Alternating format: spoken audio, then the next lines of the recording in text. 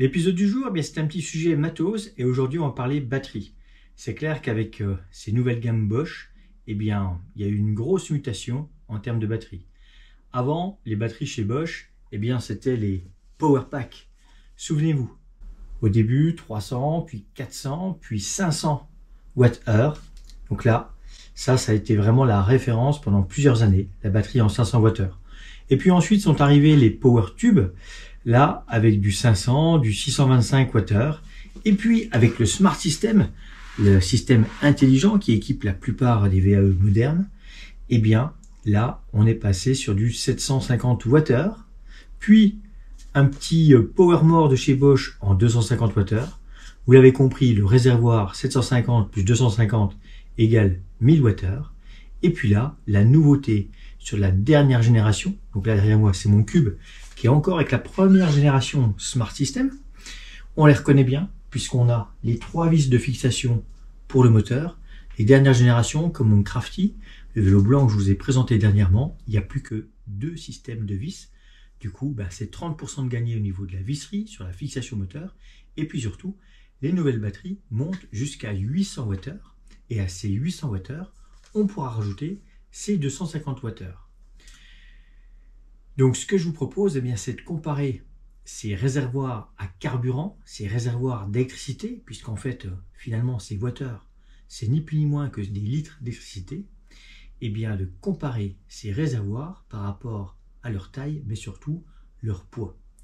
Vous l'avez compris, un petit Power More de 250 Wh, c'est finalement, si on le multiplie par 2, une Power Pack.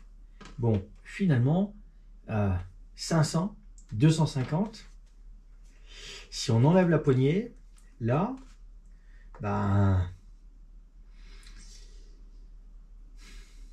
ça pourrait être carrément plus petit.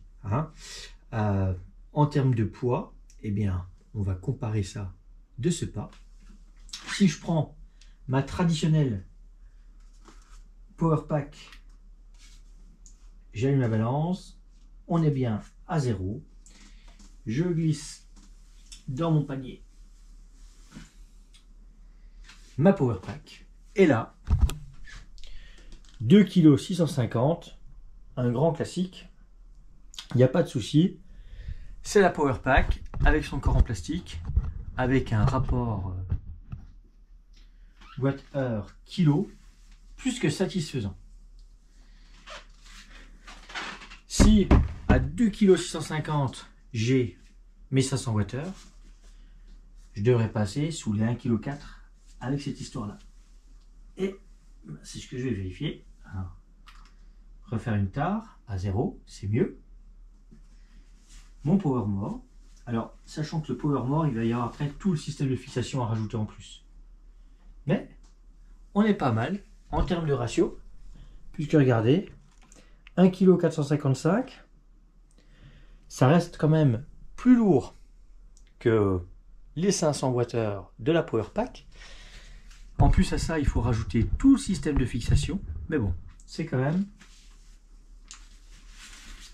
justifié d'avoir ce poids. Là où il y a un gros plus à faire pour moi, c'est au niveau du volume. Le volume pourrait être plus compact aux yeux d'une batterie Power Pack en 500 Wh. Le standard du Smart System qui faisait référence jusqu'à maintenant, c'était la batterie de 750 Wh. Cette batterie-là, c'est celle qui équipe ce cube, qui est une batterie amovible. Et avec 750 Wh, grosso modo, on peut jouer jusqu'à 3 heures en roulant quand même sur un bon rythme, en consommant du 250 Wh en moyenne au kilomètre. On va se remettre une petite base à 0. Et cette batterie en 750 Wh, hop, si je la mets dans le panier, là, où il y a eu comme un bug, je vais recommencer. La tare c'est bon. Hop, la batterie. Whoosh. Là, 4,385 kg. 4,385 kg pour du 750 Wh. si je cumule, alors, deux systèmes qui ne sont pas compatibles entre eux. Alors, on m'a déjà posé la question. Donc là, j'étais à 4,385 kg. Si je mets 500 plus 250, soit 750 Wh, mais avec deux technologies totalement différentes, là, je reste plus léger. Je suis à peine plus de 4 kg avec 4,85 kg. Avec mon panier garni, avec le Power More et la Power Pack. Avec les nouvelles générations de batteries, l'évolution des cellules, cette batterie de 800 Wh a été annoncée plus compacte. Et ça se voit. Ça se voit déjà à travers la boîte que votre bouclard vous remettra pour transporter votre batterie lorsque vous mettrez votre vélo sur votre porte-vélo ou tout simplement lorsque vous la stockerez l'hiver. Regardez la petite différence. Dans la réalité, on va voir que les deux batteries ont beaucoup plus d'écart. Ce carton-là est quand même à peine trop grand. C'est plus ça la différence. Au niveau de la section, au niveau du carton, il y a également une petite différence. Vous voyez là, ce centimètre en plus, eh bien ce centimètre en plus fait que dans la plupart des vélos, eh bien vous ne pourrez pas mettre la nouvelle batterie de 800 Wh dans le cadre, puisqu'en fait, le cadre, la section du tube ne sera pas suffisamment grande. Si je prends maintenant mes batteries, alors celle du Moonraker Crafty a le cache, celle du Cube, le cache étant totalement indépendant, on l'a sans cache. Vous voyez l'écart de hauteur entre les deux batteries, beaucoup plus important que celui des deux cartons. Ça, c'est évident. Au niveau de la section maintenant, alors, on va les prendre les deux même côté. Voilà. Si je vous mets les sections, vous voyez clairement que la batterie en 800 Wh, même si elle est dans une largeur quasiment similaire, en hauteur, ça va être compliqué et elle risque de dépasser du cadre dans beaucoup de cas. Donc de toute façon, d'une manière générale, oubliez l'idée d'aller mettre une batterie de 800 Wh dans un cadre qui était prévu en 750 Wh. Et puis on parle de quoi? De 50 Wh. Donc 50 Wh, si vous consommez du 10 Wh au kilomètre, au mieux c'est 5 km, donc c'est quand même pas grand chose. En termes de poids, on était à 4,4 kg avec cette batterie, hein, pour mes mots. Un peu moins, 4,385 kg. On se fait un petit contrôle. Voilà. Ça va se stabiliser.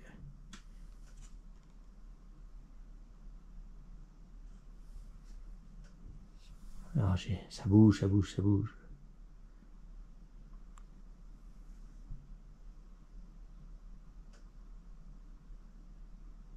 Voilà. Allez, 4,355 kg pour 750 Wh d'énergie pour arpenter les sentiers. Si maintenant je mets sa petite sœur de 800 Wh qui va équiper les modèles 2025, 2026, et bien là, c'est un peu plus de 300 grammes de gagné. Regardez, elle a le cache, et malgré le cache, on est encore à 4,125 kg. Cette batterie, elle est grosso modo à 4 kg une fois qu'on n'a plus du tout les équipements. Et puis, en termes de taille, vous l'avez bien compris, hein, il y a un joli écart d'environ 4-5 cm. Alors ça n'en fait pas une batterie qui sera transportable dans un sac à dos pour autant. Hein, là, on est sur une batterie. Alors c'est mieux que ce qu'on avait jusqu'à maintenant. Mais si on compare à nos célèbres petites Power Pack, on voit carrément que c'est quand même pas la même limonade. En tout cas, ce qu'on peut noter, c'est qu'il y a carrément une très bonne évolution au niveau des batteries, au niveau des cellules utilisées, et que les réservoirs des vélos sont de plus en plus gros, ce qui permet d'avoir non seulement plus d'autonomie, mais de pouvoir aussi aller chercher une puissance crête un peu plus haute, tout en respectant bien sûr une puissance nominale, une puissance moyenne de 250 watts. Et là, eh bien, ça sera certainement un sujet dans les mois qui viennent, mais le fait d'avoir des moteurs qui vont chercher des puissances crête de plus en plus hautes, eh bien on peut se poser la question si finalement la puissance nominale est bel et bien respectée aux yeux. On peut se poser la question si la puissance nominale est bel et bien respectée par rapport à cette norme NF 1594, parce que là, forcément, si on commence à avoir des VO qui vont chercher les 1000 watts crête, comme la loi l'autorise, à un moment donné, entre 0 et 1000, la moyenne c'est plus 500 que 250. Mais bon, c'était pas le sujet du jour. Aujourd'hui, c'était les batteries.